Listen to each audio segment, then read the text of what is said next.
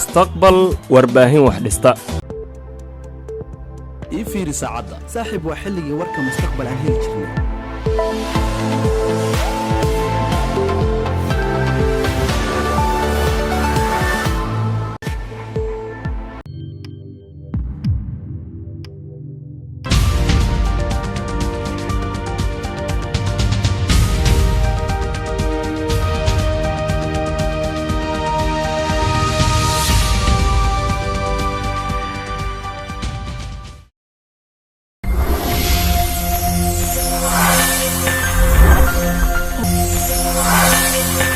mustaqbal warbaahin wax dhista kuna wacan oo wanaagsan daawadayaal halkani waa mustaqbal ku soo dhawaada warka kooban qodobada ugu doorka roon waxaa kamid ah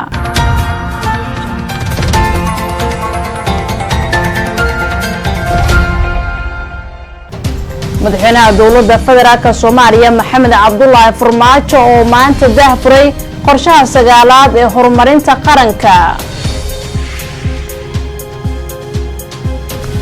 faahfaahino laga helayo weerar al-shabaab ay ku qaadeen deegaanka goobgaduud ee duleedka magaalada Baydhabo madaxweynaha maamulka Somaliland Muuse Biixi Cabdi oo kulan la qaatay gudoomiyaasha xisbiyada mucaaradka ee UCID iyo wadani iyo taliyaha ciidamada difaaca Kenya oo booqasho qarsoodi ahayd ku tagay saldhigga Kudaa ee degmada Badhaadhe ee gobolka Jubbada Hoose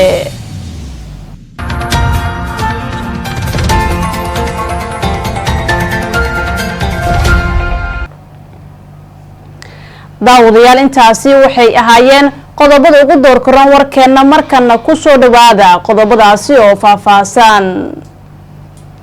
aynu ku bilownay madaxweynaha jamhuuriyadda federaalka Soomaaliya Maxamed Cabdullaahi Farmaajo ayaa maanta daahfuray qorshaha sagaalaad ee horumarinta qaranka sida warkan uu ku faahfaahinayo wariyaheena Mawlid Macalin Aadan madaxweynaha jamhuuriyadda federaalka Soomaaliya Maxamed Cabdullaahi Farmaajo ayaa maanta daahfuray qorshaha sagaalaad ee horumarinta qaranka oo saldhig u ah geedi socodka shacabka iyo dowladda Soomaaliyeed oo ay ku xaqiijinayaan himilooyinkooda qaran madaxweynaha oo mid u dul istaagay tiirarka afarta ee uu ku salaysan yahay qorshaha qaranka oo kala ah amniga siyaasadda kobcinta dhaqaalaha deegaanka iyo horumarinta bulshada ayaa sheegay in dowladda iyo shacabka Soomaaliyeed oo wadajir ah ay maanta awood buuxda u leeyihiin kamira dhalinta qaran madaxweynaha ayaa tilmaamay in qorshaha qaranku uu caalamka u muujinayo sida shacabka Soomaaliyeed ay uga go'an tahay inay la jaan qaadaan dhigooda caalamka ee horumarka ku talaabsanaya dowladuna ay xoogga saarayso hirgelinta cadaaladda iyo sinaanta bulshada sareynta sharciga hufnaanta iyo maamul wanaaga inaan munaasabadan aan ku soo bandhigno qorshaha sagaalaad ee horumarinta qaranka oo ah qorsho 5 sano ah oo ay soo diyaarisay soona gudbisay wasaaradda qorsheynta maalgashiga iyo horumarinta dhaqaalaha kaas oo ay soo ansixiyeen golaha wasiirada ee bishii September sanadkan 5 sano ee soo socota haddii Ilaahay yiraahdo waxaa laga maarmaan ah inaan u babac dhigno dhibaatooyin soo noqday ee dhaqaalaheena iyo wax soo saarkeena dhulka dhigay oo la dhaawacay sida fatahaadaha abaaraha annagoo dhaqan gelinayna qoraalada laga soo diyaariyay wax ka qabadka arrimahaas oo idil sidoo kale waxaa laga maarmaan ah inaan diiradda saarno fayaqabka ama saxada shacabka Soomaaliyeed annagoo ka shaqeynayna sida aan ugu soo celin lahayn hay-adaha taya dhowrka si aan u xaqiijino caafimaad ahaan iyo taya ahaan waxa Soomaaliya dibadda uga yimaada sidoo kale si aynu u dhiirigelino wax soo saarka dalka waxaan farayaa hay-adaha ku shaqada leh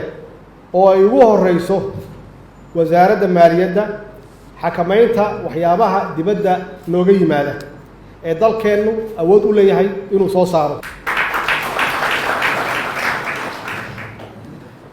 way muuqataa in qorshaha 5 sano ee hadda hor yaalla oo aan haysano buugtooda uu yahay mid ku dadaalaya fududeynta iyo xoojinta geedi socodka iyo habraacyadii aynu horay u degsanay ay ka mid ahaayeen qorshihii kasoo kabashada iyo u adkaysiga ee loo yaqaano RRF Recovery and Resilience istaraatiijiyadihii muhiimka ahaa ee aynu u degsanay si aynu u higsanno yoolal gaar ah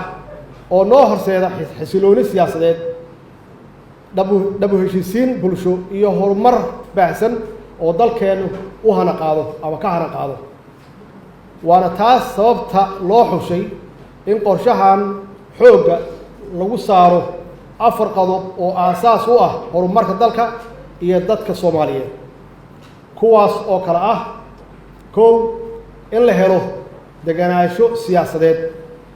oo hawsha la qabanayo horumarkeeda si isdaba joog ah oo xiriir ah loo qabto waxa loo yaqaano continuity oo xaqiiqatan wasiirka soo diyaariyay qorshahan aan oran karo inuu yahay 20 sano ugu dambeysay wasiirkii qorsheynta ugu cimri dheeraa macnaheedu waxay tahay continuity-ga shaqada isdaba joogga ah waxay leedahay miro dhal la taaban karo maxaa yeelay hawshii bilaabata waxay ku bilaabataa qorshe sidaan oo kale iyo dhamaystir marka waxaas oo dhan waxay ku imaan kartaa siyaasad degan oo xasiloon iyo ku imaan kartaa xoojinta amniga taasoo lagu adkeenayo waxa loo yaqaano luqadda Ingiriiska law and order ama deganaansho loo yaqaano iyo kala dambeyn tan saddexaad waxay tahay hor in loo qaado kobaca dhaqaalaha iyo horumarintiisa hor loo qaado si aan u dhiirigelin maalgashi iyo shaqo abuur tan afaraad inaan horumarino aqoonta iyo waxbarashada oo ardadeen aan siino waxbarasho tayo leh wadan walbaba inta ardadiisa iyo tacliintiisu leegtahay iyo horumarkiisana leegyahay saas darteed waa inaan xoojino waxbarashada hadday tahay heer jaamacadeed hadday tahay heer farsamo iyo dugsi sare dugsi dhexe iyo dugsi hoose taas weeye waxaan kula tartami karno caalamka intiisa kale waana bilownay oo waataad ogtihiin ayaan dhowd aan daafurnay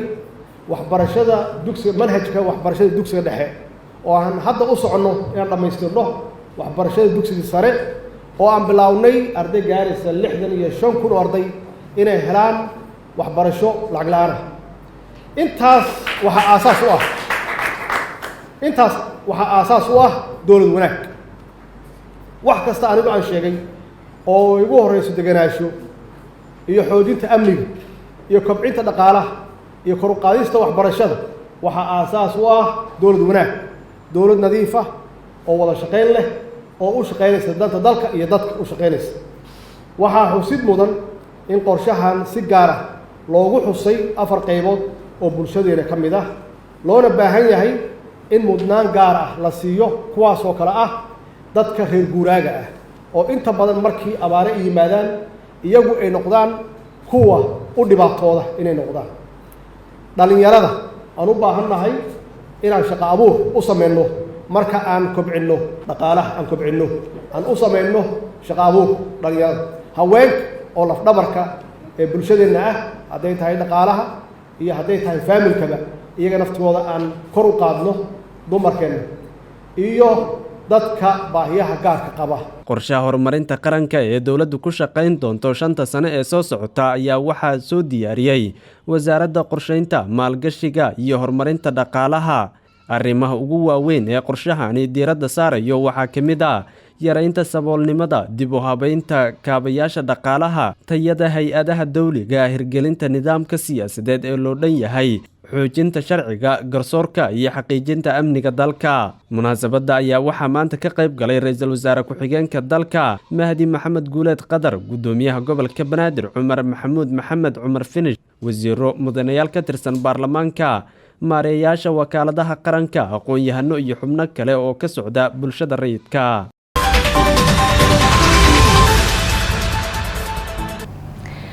faahfaahinno dheeraad ayaa laga helayaa weerar al-shabaab ay ku qaadeen deegaanka goofgaduud oo duleedka ka magaalada Baydhabo ee xarunta gobolka Baay Yaxye Maxamuud Maxamed ayna faahfaahiyo qodobkan wararka inaga soo gaaraya deegaanka goofguduud ee duleedka magaalada baydhabo ayaa sheegaya in ciidamada shabaab ay la wareegeen gacan ku haynta deegaankaas. ciidamo hubaysan oo ka tirsan al-shabaab ayaa saaka aroortii weerar ku qaaday deegaanka goofguduud waxaana u suura gashay inay la wareegaan gacan ku haynta deegaankaas. ciidamada shabaab oo tiro badnaa ayaa la sheegay in dagaal kooban oo halkaas ka dhacay kadib ay qabsadeen.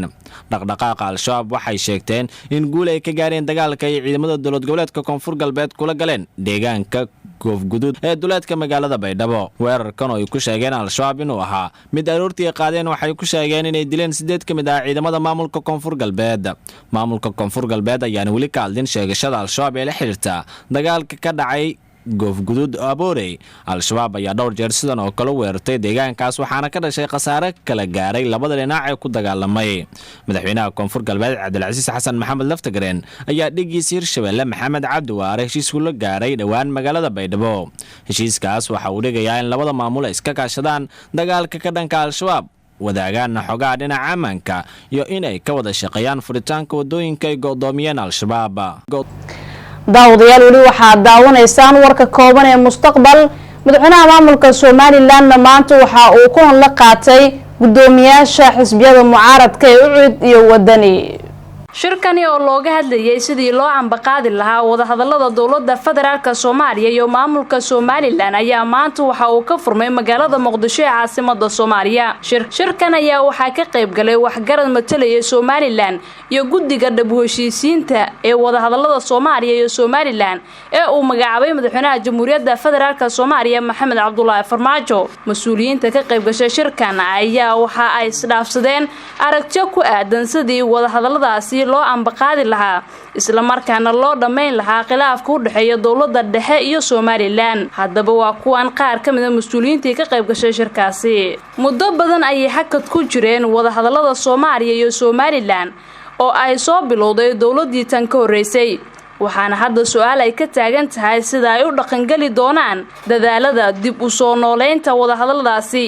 maadaama intii xukuumadan ay jirtay aan tallaabo ku saabsan wadahadaladaasi aan la qaadin. xubnaha guddiga dib u heshiisiinta oo dhowaan kulan la qaatay madaxweynaha Jamhuuriyadda Federaalka Soomaaliya Maxamed Cabdullaahi Farmaajo ayaa loogu baaqay inay dardar geliyaan wadahadalada u dhaxeeya dowladda Soomaaliya iyo Somaliland. Samsom Maxamed Cali, Mustaqbal, Muqdisho.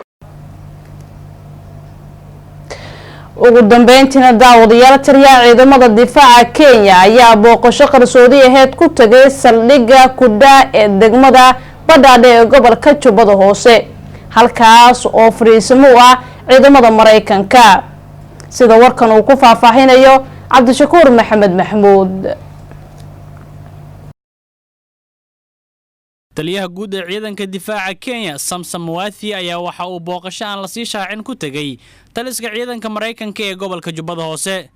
Samson Muwathi ayaa ciidamada Kenya ee uu ku booqday saldhigga Kudha ee degmada Badhaadhe waxa uu ugu hambaliyeeyay sanadka cusub. waxa uu sidoo kale sheegay inuu salaan uga siday madaxweynaha Kenya Uhuru Kenyatta isagoo bogaadiyay geesinimada ciidamada Kenya ee dagaalka kula jira al-shabaab. Master Samson waxa uu qiray in intii ciidanka Kenya ay ka dagaalamayeen Soomaaliya ay la kulmeen laba dagaal oo khasaare xoog leh ka soo gaaray kuwaas oo ka kala dhacay Ceel Cadde iyo waliba Kulbiyow, ha yeeshee ay guulo wax ku ool ka gaareen dagaalka ka dhanka ah al-shabaab. lama idin hilmaamin, waxaad tihiin geesiyaasha dalka, waxaad halkan u joogtaan amniga Soomaaliya oo la mid ah amniga Kenya. marka aad Soomaaliya ku soo celisaan amniga ayay Kenya amni noqonaysaa, ayuu yiri General Samson. taliya Samson Muwathi waxa uu ku faanay in ciidanka Kenya ee jooga Soomaaliya ay hub casri ah iyo saad ku filan ka heleen dowladooda Kenya, kuna bogaadinayso dagaalka ay ugu jiraan sidii ay uga adkaan lahaayeen al-shabaab. taliyaha ciidamada badda ee dalka Kenya oo ka mid ah taliyayaashii la socday Samson Muwathi ayaa isna dhankiisa waxa uu sheegay in iyaguna dhinaca badda ay ka caawinayaan ciidanka Kenya ay ka dagaalamaya gudaha Soomaaliya. guud ahaan daawadayaal halkaas ayaan ku hakinayaa warka kooban ee Mustaqbal. waad ku maasantihiin daawashadii la socodka warkeena. tan iyo kulan dambe, sidaa iyo amaan Allah.